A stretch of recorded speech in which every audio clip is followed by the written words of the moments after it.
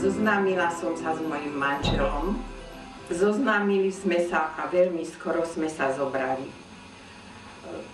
Prišiel rok 48, ktorý akosi zabránil môjmu mužovi, aby pokračoval na ministerstve financií, kam bol delegovaný. Môj manžel bol právnik, finančný právnik, mal veľmi dobré postavenie na ministerstve financií, bol hlavný radca, čo vtedy bolo dosť vysoké postavenie. Môj muž bol skoro o 10 rokov starší ako ja. Vzali sme sa a nakoľko 48. rok bol nepriaznivý pre celú našu rodinu, pre manžela tým, že musel odísť z ministerstva financií, pre môjho otca, ktorý pracoval ako štátny úradník na pražskej polícii, musel opustiť miesto, bol daný do dochodku, bez dochodku a moja matka ako živnostnička musela takisto ako si zatvoriť svoju živnosť s tým, že bola vykorisťovateľka. Takže moji rodičia boli vysťahovaní aj z Prahy v akcii B. Tak toľko o mojej rodine. S manželom sme usúdili, že Praha nie je pre nás priaznivá, že lepšie bude, keď sa on teda vráti do Bratislavy a ja s ním.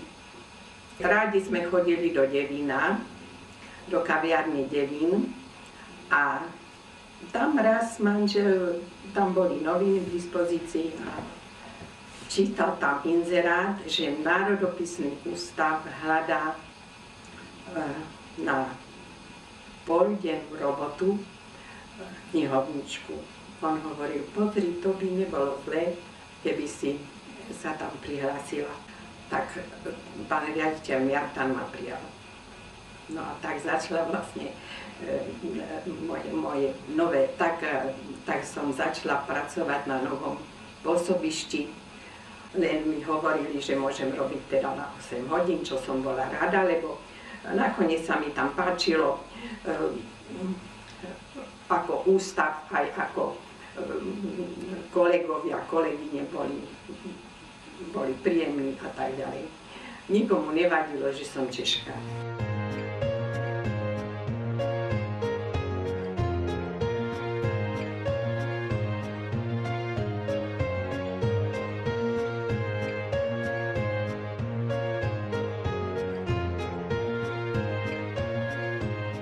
Veľmi mi prijal a veľmi som sa skamarádila s Rudolfom Žatkom, ktorý aj pri mojom štúdiu na knihovníctva a bibliografie mi veľmi pomohol.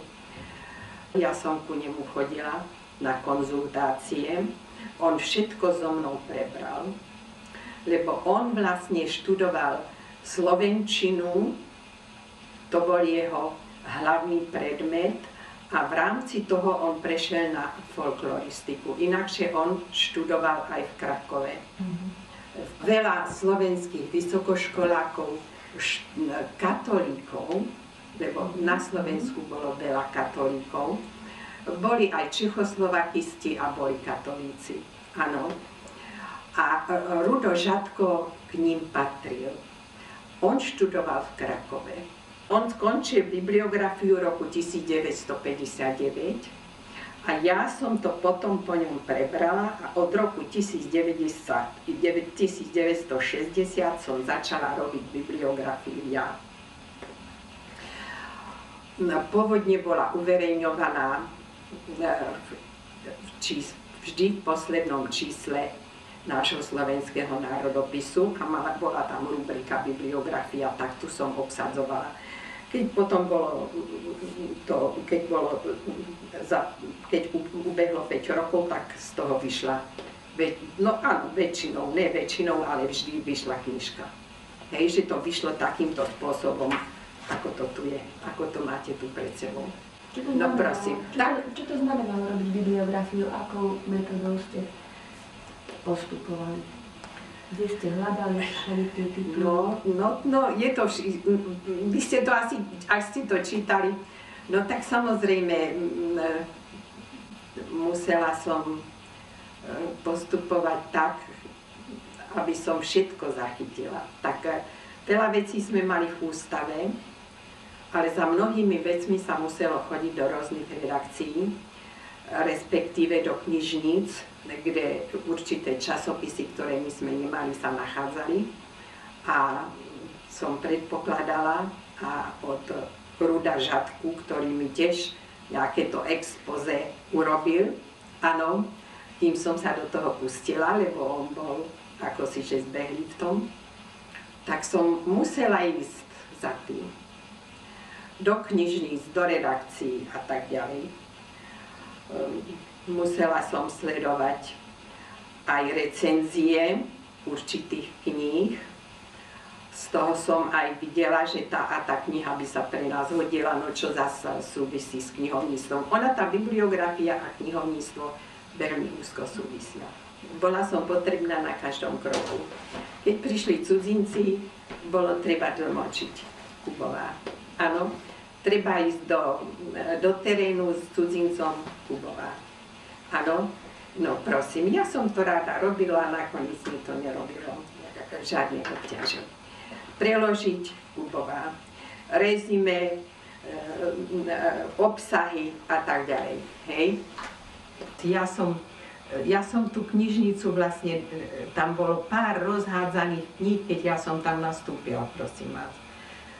Nebolo to kam dávať, však tam boli skrine, také šatníkové skrine. Ja som zadovážila normálne skrine, také na knihy, ktoré boli úzke, kde bolo sklo vpredu, tie sú tam ešte, áno, lenže sú už hrozne zrujnované. Tie moje krabice boli tam, áno, no.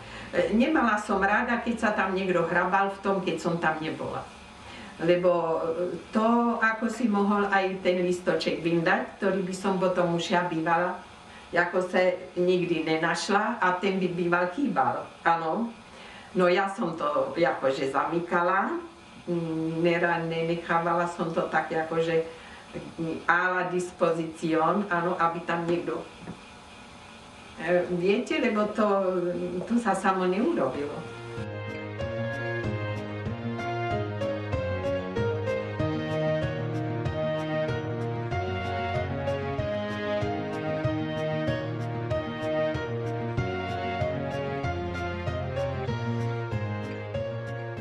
Ja som si ten ústav obľúbila, svoju robotu som si obľúbila, hoci možná, že som ani nemyslela, že by som to v živote robila.